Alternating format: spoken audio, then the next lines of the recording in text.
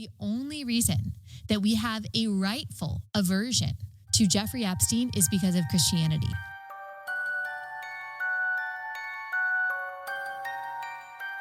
Hi, and welcome to or back to my channel where I offer my thoughts and opinions about whatever catches my attention. I'm Kit, and today, Allie Beth Stuckey is going to share with us her 3 takeaways from the Epstein files. And as Epstein and ICE will be mentioned in this video, I totally understand if you need or want to sit this one out. And as a disclaimer, I have been coughing for 2 weeks now.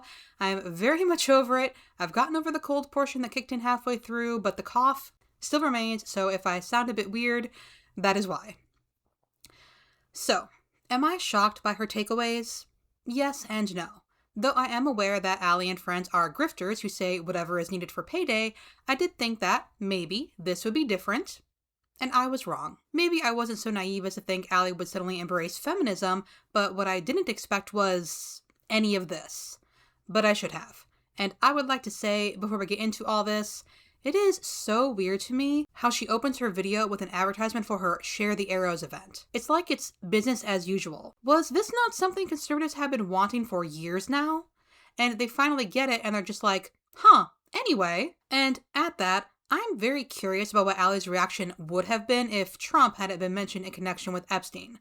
She gives a very responsible disclaimer that we can't know what's what until there's an investigation, and just being mentioned in the emails doesn't mean you've done anything illegal. Which is true, but this seems very level-headed for Allie, she who is usually so happy to heap fire and brimstone upon others, and I just wonder. She also goes into quite a speech about how it looks like Zohran Mamdani's mother was involved with Epstein, and Zohran is possibly Epstein's illegitimate son. Quote, "You see all these apparently AI-created images." Allie acknowledged needing to tell AI from fact. Why is she talking about this? Out of everything in those files, real and possibly AI, why is this what she chooses to talk about? Actually, you know what? I'm just going to play this whole thing. So there is the appearance of Mira Nair, who is Zohran Mamdani's mother, that has led to a number of conspiracy theories about his ties to the dead predator Jeff Epstein, including that Mamdani was the illegitimate son of Epstein. And so you see all of these apparently AI-created images that flooded the internet, and people saying that Mamdani and Jeffrey Epstein actually look alike. But the truth is, Nair's only appearance that we can see in these Epstein files is contained in an email from a publicist, Peggy Siegel, to Epstein on October 21st, 2009. Siegel mentions that an after party for Amelia, a film Nair directed, was held at Ghislaine Maxwell's townhouse. Nair was in attendance. Jeff Bezos and Bill Clinton were also mentioned to have been at the party, but no wrongdoing was mentioned. No crime was mentioned there. And of course, there is no evidence that Jeffrey Epstein is Zohran Mamdani's father. President Trump also has something to say about his mention in the files. He is mentioned several times in this latest release, including a dozen tips into the FBI regarding sexual misconduct. These claims are unverified. They're unsubstantiated. We don't know the context or why someone is sending these tips. And so that's all we can go with right now. None of the files that are included in this release that include President Trump are direct communication between Epstein and Trump. The New York Times found 5,000 files referencing Trump. And then there's one example where Epstein emails his private investigator about whether he should call Trump about Virginia Giuffre, one of Epstein's accusers. And then Trump's reaction is that the Epstein files actually absolve him of any wrongdoing. Here's Hot 6. What did you think of the latest release of Epstein files, and do you think your critics will be satisfied with? Well, they should be, because it looked like this guy Wolf, who's a writer, was conspiring with Epstein to do harm to me. And I didn't see it myself, but I was told by some very important people that not only does it absolve me, it's the opposite of what people were hoping, the radical left. I I do think it's important to note that Trump signed the legislation that demanded transparency for the Epstein files. And so he has been a part of the crew that has been calling for the files to be released. Now, I am also not an apologist for every level of Trump's morality. I think that we have to wait to see what actually comes out, what evidence we see about all these different kinds of people who have been caught up in this very nefarious web. I'm very thankful for President Trump and how strong he has been on so many policies that have made our country better. And I literally thank the Lord every day that Kamala Harris is not president. Interesting. So, first, introduce known AI images to our audience, and we do know they are AI. Quote, the images were created with artificial intelligence. They all contain a digital watermark identifying them as such and first appeared on a parody X account that says it creates high-quality AI videos and memes. End quote. We also know how she feels about Zohran Mamdani. So, introduce the idea that Epstein could possibly be Mamdani's father, and then move on to how Trump believes these files exonerate him, even though they do no such thing. And finally, thank Trump for his transparency in releasing these files, which is nonsense. Trump could have released these months ago, but Congress had to force his hand. Allie is giving Trump credit for something he did not do. And of course, she concludes by saying that she's not an apologist for Trump's morality and she's just so thankful for him. Well done, Allie. She's spreading misinformation to her audience, but I'm sure she sleeps just fine at night. But look, as Christians, we have to be completely objective and fair and impartial when it comes to speaking to biblical truth and calling evil evil and good good. How interesting that biblical truth calls for objectivity and fairness when it comes to the Epstein files, but Allie is more than happy to call gay couples adopting or the existence of trans people evil. Biblical truth indeed. But anyway, the main point of the video, those lessons Allie thinks we can learn from this. Lesson number 1 that I thought about is that we have to notice the nature of sin. We have to notice the nature of sin because sin makes you stupid. Lust, envy, selfish ambition, they all have a way of arresting our thinking. And Satan does his most effective work by overplaying the benefits of sin in our minds and downplaying its eventual consequences.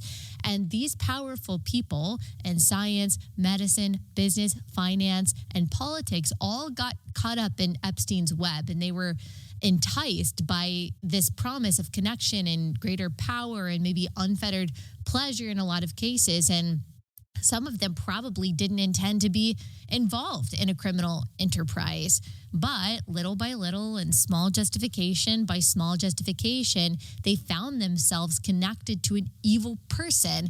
And in some cases, they themselves started practicing evil things. And so that is the nature of sin. That is how things start, with the seemingly excusable little step in the direction of wickedness. Is it just me, or is Allie saying these people didn't mean to do bad things, they were just tricked into doing them? Little by little, their morals were overtaken until they found themselves doing the unthinkable. Honestly, this sounds like an excuse. They didn't mean to do bad, they just got tricked into it. Number 2. A lesson that I think we can all take here, we have to recalibrate our definition of success. I heard this phrase years ago. I think I read it in a Christian book when I was in high school. Man's rejection is God's protection. So I think we have to ask ourselves, what if the raise that you didn't get, or the promotion that you didn't receive, or the campaign that you didn't win, or the friend group that didn't accept you, or that party that you didn't get invited to, what if all of that was actually protection from the corruption of your soul?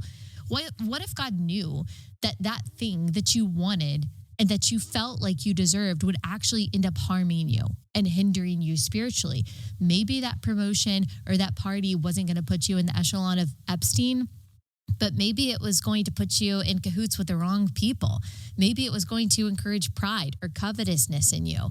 And one thing we know about God that we see over and over again in our own lives and throughout Scripture is that He cares much more about our holiness than our happiness.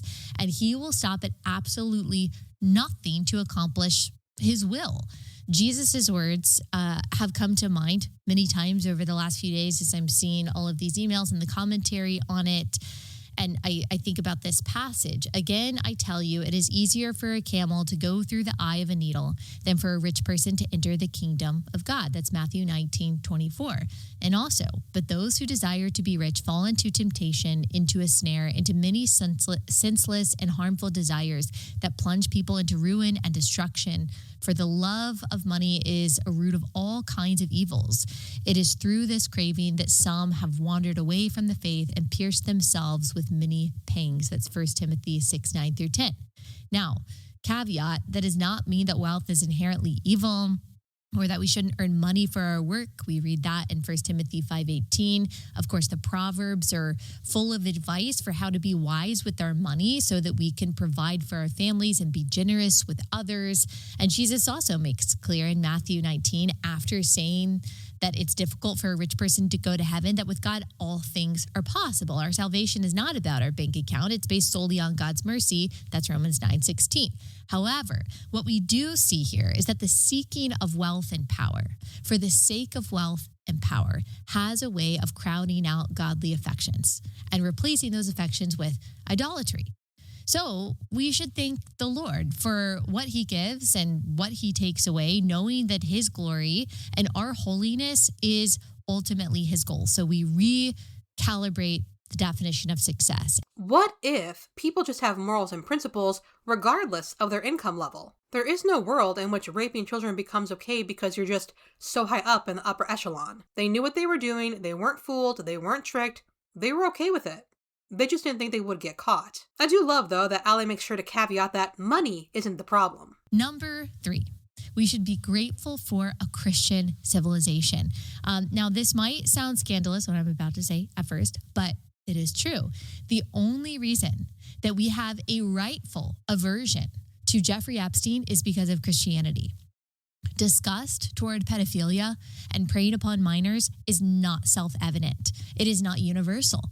There are Jeffrey Epsteins throughout history across a wide variety of cultures. In fact, in many non-Western nations today, child marriage or raping underage girls is not seen as perverse. It's not seen as criminal. The reason the West and the United States has a general consensus around the evil of pedophilia is because of Christianity. Really? I would like Allie to explain the Christians that not only refuse to vote to ban child marriage, but actually defend it. I would also like Allie to explain not only the Christians, but the Christian pastors, elders, and leaders that abuse children. Please, Allie. Please explain to us how Christians understand how wrong it is to rape and abuse children, and we should be grateful for their moral superiority.